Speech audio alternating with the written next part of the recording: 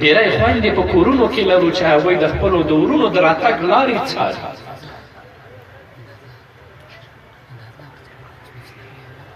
ډېری میندې لرو په کورونو کې چې هغوی د خپلو زامنو د راتګ لارې څاري. اولادونه به لرل، ډېر ماشومان زموږ وروڼه به یې بچیان به یې چې د خپلو پلرونو د راتګ لارې به څاري.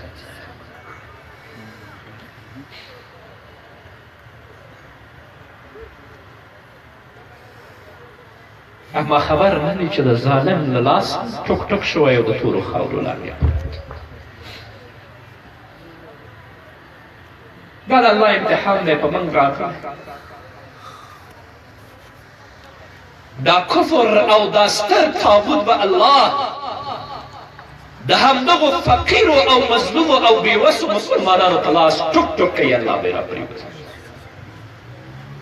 او الله په ګونډو کړی څه پاتې دی.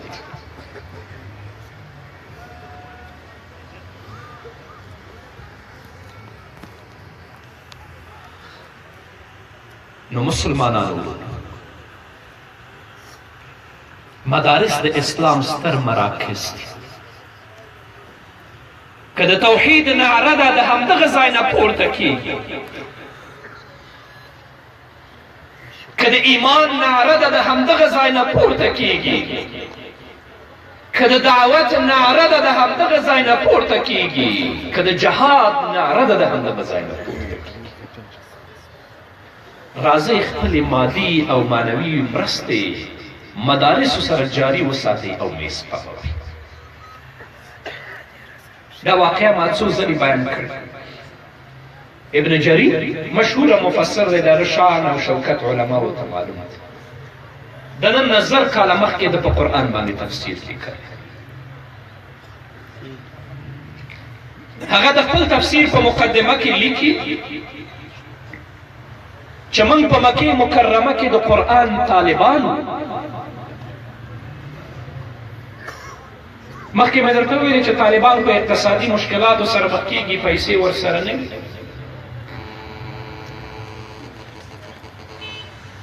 نو ابن جریر لیکي چې د وخت په تېرېدلو سره کومه خرچه چې موږ درلودله خرچه مو ختمه شوه. ملګرو سره مو مشوره وکړه چې تر کوره به لاړ شو، څه پیسې به راواخلو چې خپل ورځني ژوند ته او د قرآن تعلیم ته وده او ادامه ورکړو. را روان شو. په دې لاره کې د یهودي دکان، هغه یهودي زموږ نه پوښتنه وکړه چې تاسې چېرته روان یاست؟ ابن جریر لیکي چې موږ ورته واقعه بیان کړه چې په مکې مکرمه کې د قرآن طالبان، د سنت طالبان، خرچه را سره ختمه شوې، تر خپلو کورونو ځو که څه ځان سره راوړو او ژوند تېر کړو. ابن جریر لیکي چې دا یهودي په موږ باندې ډېر زیات باعث شي. که تاسې تر خپلو کورونو ځئ او بېرته راځئ تر مکې مکرمې پورې، ستاسو او ستاسو د تعلیم او د درس ترمنځ لویه فاصله واقع کېږي، خنډ واقع کېږي، درس درنه پاتې کېږي. راځئ دا پیسې او خرچه به زه درکړم. ابن جریر لیکي چې زموږ ایمانی غیرت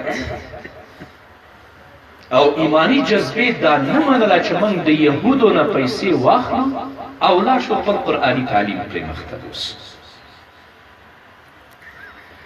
خو نن افسوس کوم د هغه په نامه ملا باندې چې لنګوټه به یې د ملا، جامه یې د ملا، چپن یې د ملا او پروت به یې د کفر په غېږ کې. معذرت غواړم او د هغوی ډول ته به نڅا کوي، حرام ته به حلال او حلال ته به حرام وایي. افسوس پې کوم، تاسف پې کوم او تاثر پې کوم.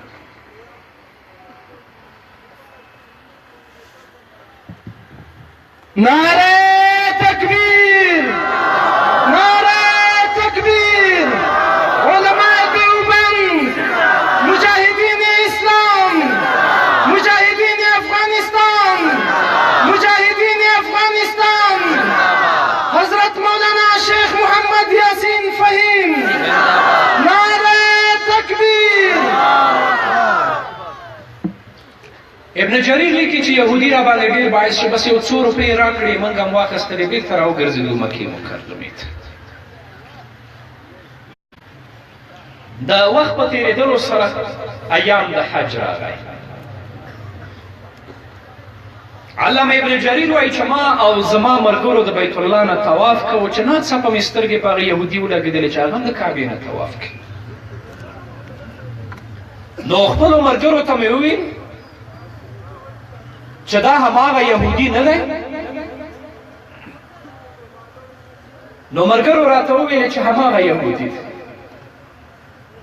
علامه ابن جریر وایي چې زه وړاندې ورغلم، پوښتنه مې ترې وکړه چې ته خو د الله د دین دشمن، د قرآن دشمن، د کعبې دشمن، نن ته څه کوې چې راغلی د کعبې او د بیت الله نه ته طواف کوې؟ ابن جریر وایي د لاس نه یې ونیولم کوشش.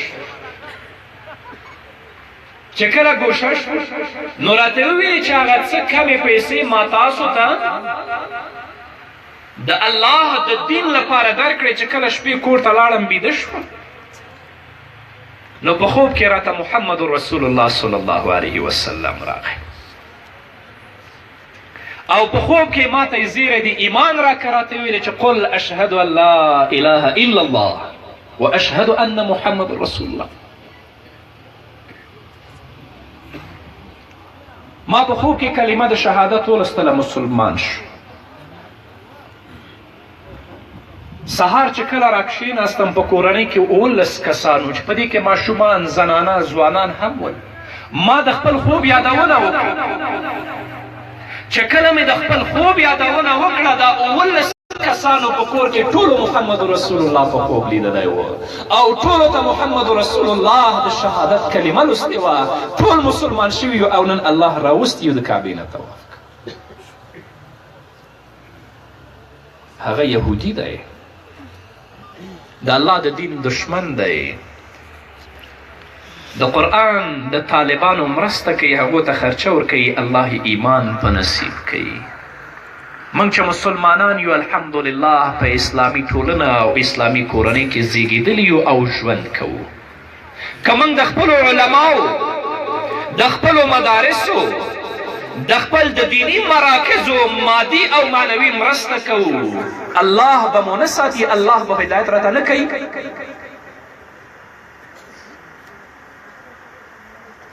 شیخ مولی عبدالغنی رحمه الله، الله دې جنتونه ورته ځای کړي. د چمن خلکو په تاسې باندې ډېر لوی احسان کړی دی، الله دې ورته جنتونه ځای کړي.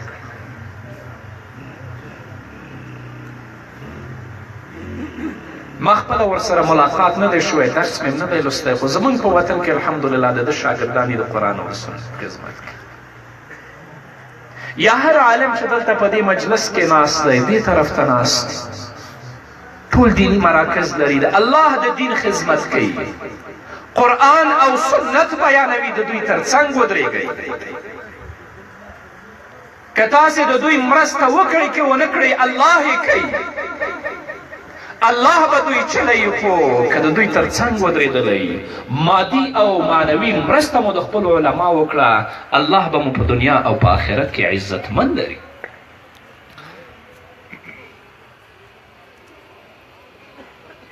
د علم نه بل کوم لوی عزت شته؟ تاسو نه پوښتنه کوم، په اوچت اواز راته ووایئ. عزت د الله په دین کې.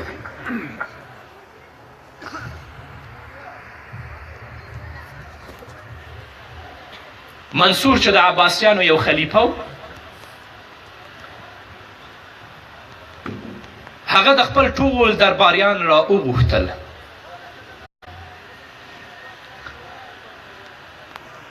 او دې درباریانو منصور عباسی ته ویل چې ستا په ژوند کې به داسې یوه هیله وي چې هغه پوره شوې نه وي. منصور عباسی آه ورته وویسته، هو ورته ویلې هغه کومه هیله ده؟ نو منصور عباسی ورته ویلې چې دا دومره لوی امارت او پادشاهي زه نه غواړم، سکون مې پکې نشته، چې زما یو وړه غوندې حجره وای زړې درې او فرشونه پکې پراته وای، یو څو طالبان راته ناست وای، هلته مې د محمد رسول الله سنت او د الله کلام بیانول. د دې منصور عباسي درباریان ورته وایي دا خو اسانه کار دی، دا هیله به دې موږ درته پوره کړو. سبا ته د درباریان د خپلو بچیانو په لاس کې قلم او کاغذ ورکوي، کتابچه او کتاب لاس کې ورکوي چې ځئ د منصور عباسي مخې ته کښېنئ چې هغه تاسو ته درس وکړي. بچیان یې راغلل، د منصور عباسي تر مخه کېناستل، درباریان راغلل، ورته ویلې چې امیر المؤمنین دا هیله دې پوره شوه؟ منصور عباسي بیا آه وباسي، وای دوی چیرته او د دین طالبان چیرته؟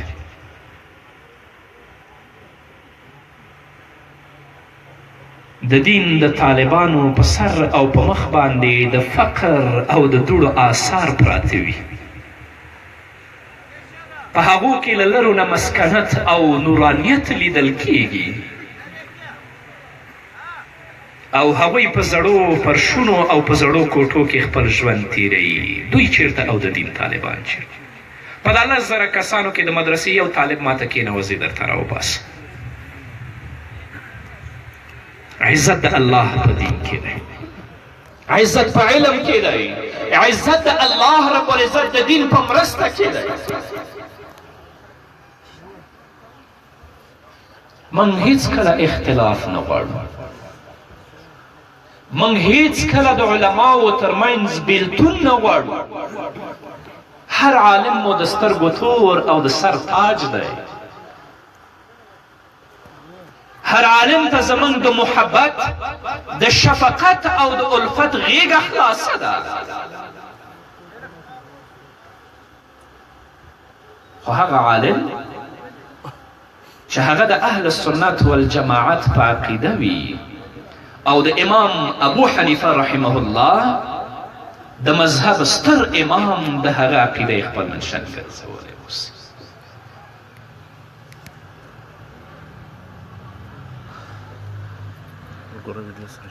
خو تاسې ته وایم چې د دین غل او ملا وپېژنئ، هر چا ته ملا مه وایئ کنه.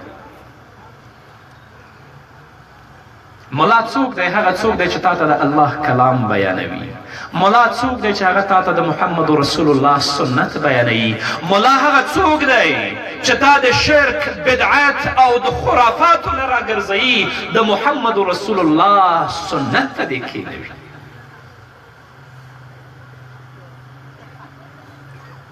معذرت غواړم علماو کرامو، یو کس زما د جمعې بیانونه یې اورېدل، څو ورځې ناست و، بله ورځ راته راغی کېناست، وایي زه واقعیت درته وایم. ما لې راته وویل دا خلک عجبه اصطلاح لري، کوډګر ته هم ملا وایي، جادوګر ته هم ملا وایي. زه یېرېږم هغه هندوان خو کابل کې شته چې دلته نشته، سرکو غاړه کې تعویضونه ورکوي چې هغو ته اوس ملا وایي.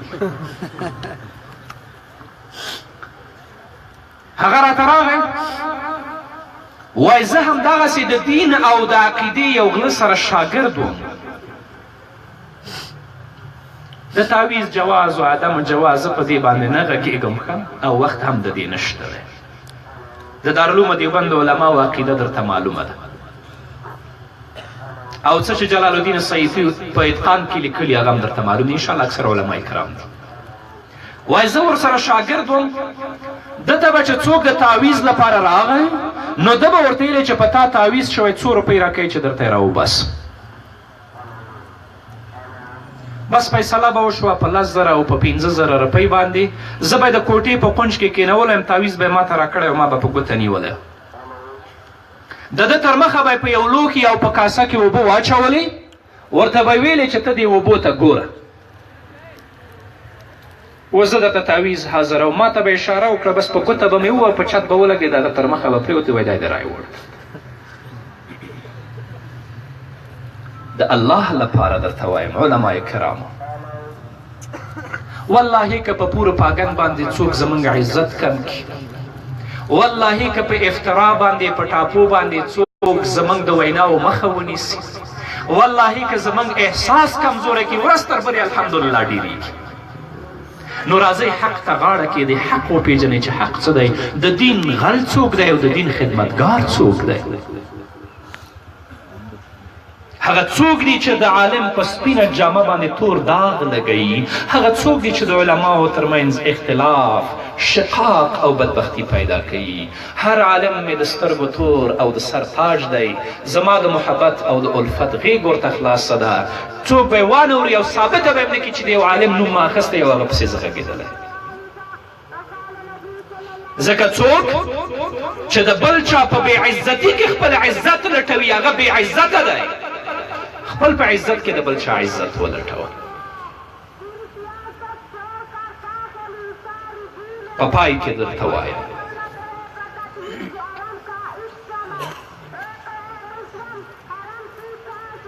د تابعینو په دوره کې رومیانو او عیسویانو په مسلمانانو باندې حمله وکړه او د مسلمانانو ځینې ښځې په اسارت باندې بوتلې. مسلمانان سره راټول شو، مشوره یې کوله، مجلس یې کوه چې د رومیانو او د عیسویانو نه خپله بدله او انتقام څنګه واخلي. دلته یوه محجبه خور راځي، یوې کڅوړو کې څه پراته دي، هغه هم د مجاهدینو ته ورکوي چې دا زما لخوا مرسته. دا محجبه او ملبسه ښځه چې کله د مجلس نه وځي، دا خلطه پرانیزي چې په دې خلطه کې دې خور موږ ته څه راوړي د مرستې لپاره. پرانیزي ګوري چې د خور د خپلې دوه کونڅۍ پرې کړي دي او په دې خلطه کې اچولي. ویلې نور ما سره څه نشته، یو دا راسره وکړه په جنګ کې ستاسو د اسبو د واګو او د قیزو لپاره څه ضرورت کېږي، دا دوه کونڅۍ مې پرې کړي دا مې درته راوړي.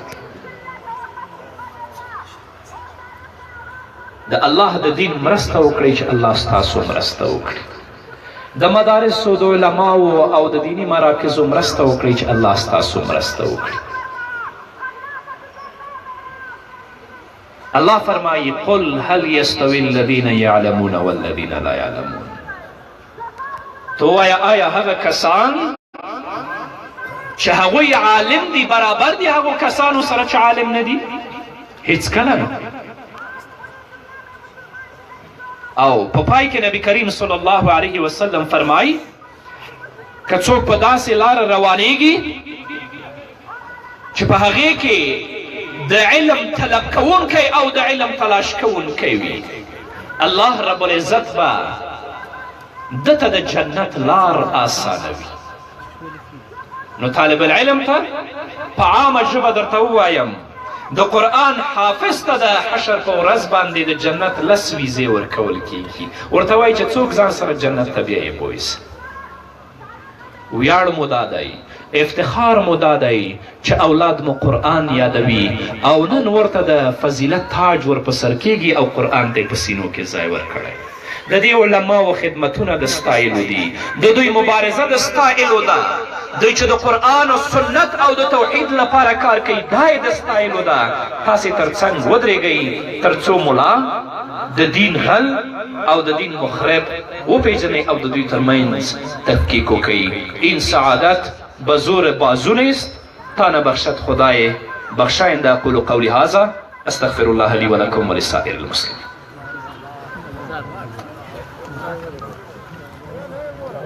او ټول په اطمینان سره کښېنئ. انشاءالله هغه ماشومان چې د دوی له وجې دغه غونډه جوړه سوې وله او د دوی په وجه تاسو د حضرت شیخ صاحب سره ملاقات هم وسو، د هغه دستاربندي فاته ده هغه به هم پای ته ورسوو. ټول علما کرام او مذهبي خلک یو، نو لږ د زغم او د صبر څخه کار واخلئ. موسی جانه زمد نیټورک کنیکټ. د ټولو قدرمنو ګډونوالو څخه په ډېر درنښت هیله کېږي چې دوی د ارامتیا څخه کار واخلي. او بله مهمه یادونه دا ده چې سبا انشاءالله د جمعې مبارکې ورځ ده او د ماپښین د جمعې خطبه او لمونځ به انشاءالله د ستر دیني مرکز الحاج مولانا عبدالغني مرحوم رحمت الله علیه په ستر مرکز کې انشاءالله په الجامعه الاسلامیه بایپاس روډ چمن کې انشاءالله پر خواکم 2 بجې به حضرت مولانا محمد یاسین فهیم صاحب بیان هم هلته انشاءالله ستاسو لپاره د ټولو ګډونوال د ټولو ورونو څخه هیله کوو چې هم هلته دې هم تشریف راوړي.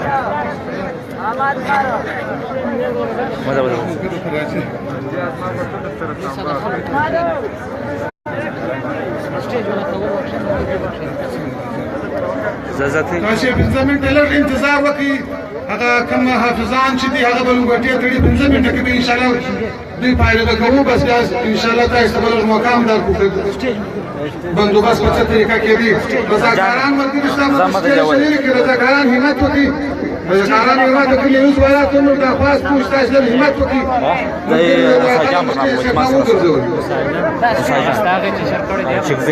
ولا ته ملګری کښېنئ ورور په ځان کې کښېنئ. بس دایم دا غس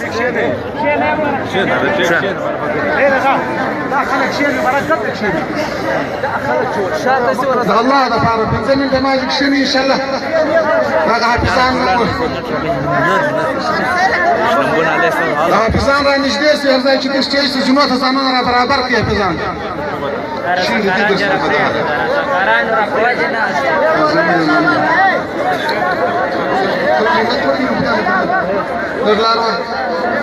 محمد شریف دار حافظان را مجبور زين زين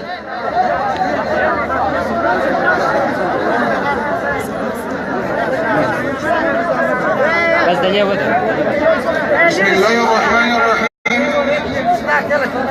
حافظ حكمة الله ولد مولوي نداء محمد تريمكوٹ روزگان. حافظ حکمت الله ولد مولوی نداء محمد صاحب تريمكوٹ روزگان. حافظ احسان الله ولد مولوی صاحب بایپاس شمال بلوچستان.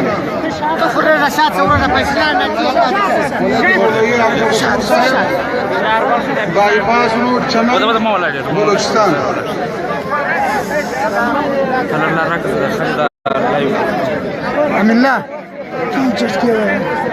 حافظ احمد شاہ ولد مولوی آغا صاحب ارغسان کندهار.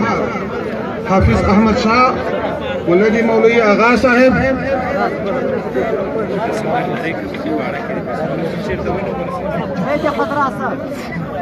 ارغسان کندهار.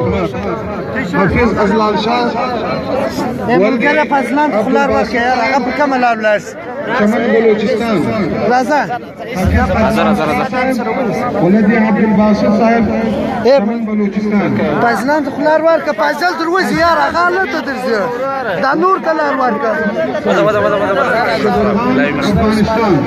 حافظ ابراهيم ولدي ولد محمد صاحب من لا شاطر جتك هيرو ري يا رتلت دين لار نص باشلان هذا لار دير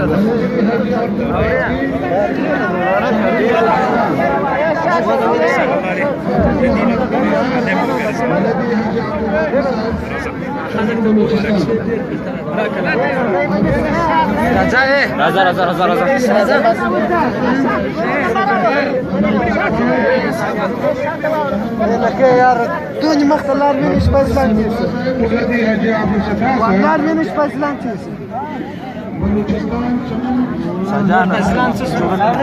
راځي غټان راځي. ولدي حاجي ولي جان صاحب کندهار.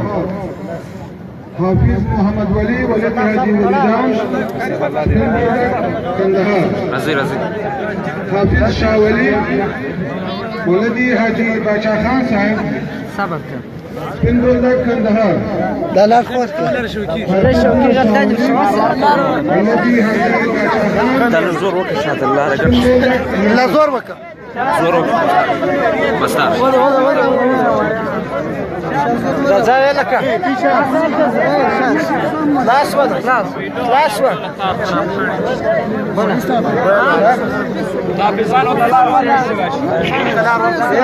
لار ورکړي یاره دا پاکستان ته روان که دلته راشه حافظان نسته بس ما ته راوړه بس سړی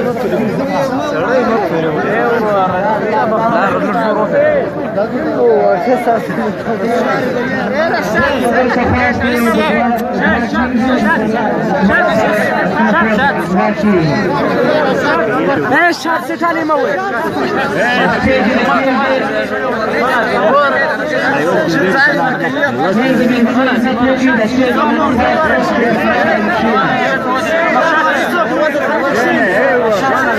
चाली में जोड़ो यार इस वक्त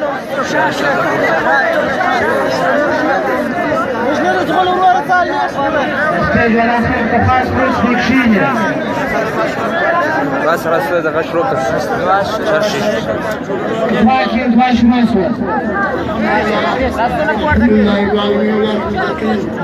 ربنا لا تؤاخذنا إن نسينا أو أخطأنا ربنا ولا تحمل علينا إصرا كما حملته على الذين من قبلنا ربنا ولا تحملنا ما لا طاقة به واعف عنا واغفر لنا وارحمنا أنت مولانا فانصرنا على القوم الكافرين ربنا تقبل منا إنك أنت السميع العليم وتب علينا يا مولانا إنك أنت التواب الرحيم وصلى الله تعالى على خير خلق محمد وآله وأصحابه أجمعين برحمته د ټولو رضاکارانو سره خواست کوو چې دا خلک په شا کړي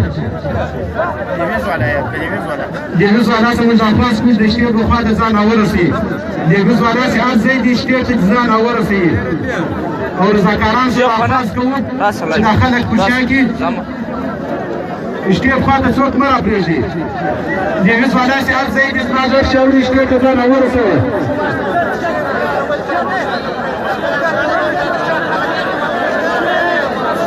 دهلوز والا چې هر ځای د شتې ته ځان راورسوي بوډي مو پړې راوسم دا شتې والا ته د خواست کوو چې وروره کښېنئ ځای پر ځای کښېنئ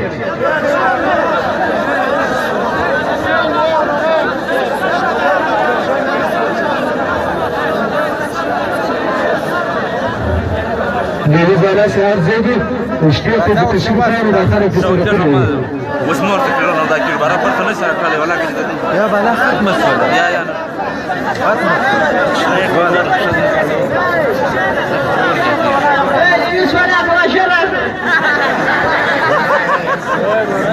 euro reda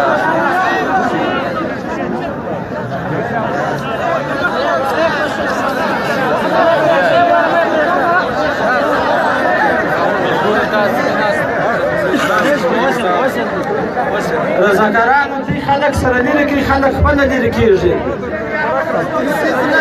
رشګر د رضاکارانو جوړ کړی دی خپله په سټیج کې چې موږ وینو دا بعضې رضاکاران دا کوشش کوي چې ځان ورنږدې کړي او نور یې سترګې کړي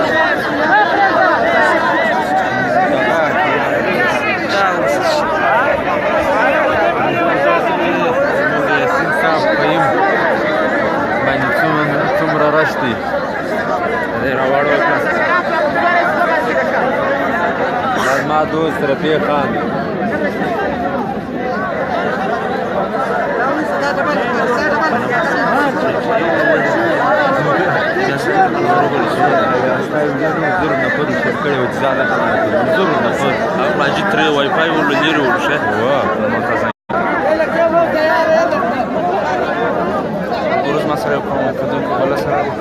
نو تاسو دا خاصه ویډیو شیر کړئ پر مخ باندې نوم دا د لایو شروع کړی دی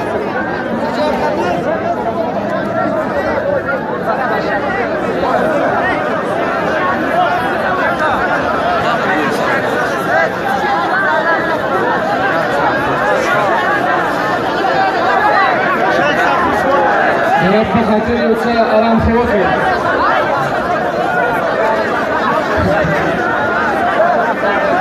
د الله څخه وبېرېږئ الله ته خپل ځان تسلیم کړئ مسلمانان مسلمانان دا الله ته څه عذاب ورکوي دی عالم ته عذاب ورکوي دا عزت نه دی دا تکلیف دی دا استراحت نه دی دا الله څخه څه وبېرېږي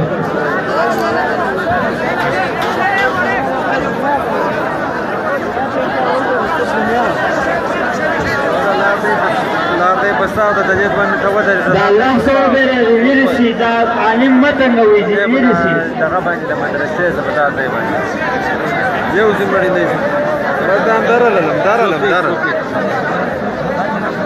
چې پریو مخته ودرېږي زدان درل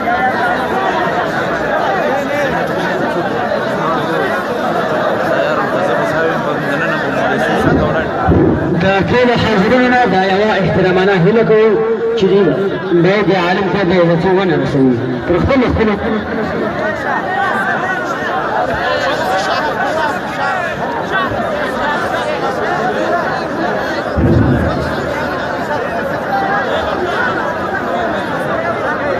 جدي ربي واجه درفو رضاکاران لین جوړ کړي رضاکاران مولد رحمان صاحب لري دی یو دی اختا دی رضاکاران لین جوړ کړي دغه سره شروع دي رضاکارانو دا نور خلک تاکي د سټیج ته تاک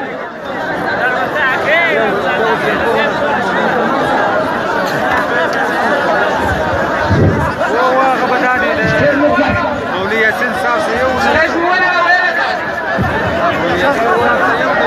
إذا الله سوى بيرجي مكة وإذا عزتمن من الماضي ده بس خبرت من على كيس من شدار سنة مسلمانان ودا سنة خلقوا ساوى سوى طريقة ده اشتاي سكة وإذا الله سوى بيرجي مكة هذه طول ولدي فداك موس من نور شيش بعد الاستخامة خلاص ظلم شهادة سيد الله ده فارد أبكو سيادنا جايان سيد عامل المال جيسا الله سوى بيرجي شهادة سيد الله شرطه وين خیر دی چې دونه کوشش کوي ګره د مېلمه خبره مو اورېدله دا د مېلمه بې عزتي ده سخته بې عزتي ده ملګری میره کوچنی یو لا ځان فټ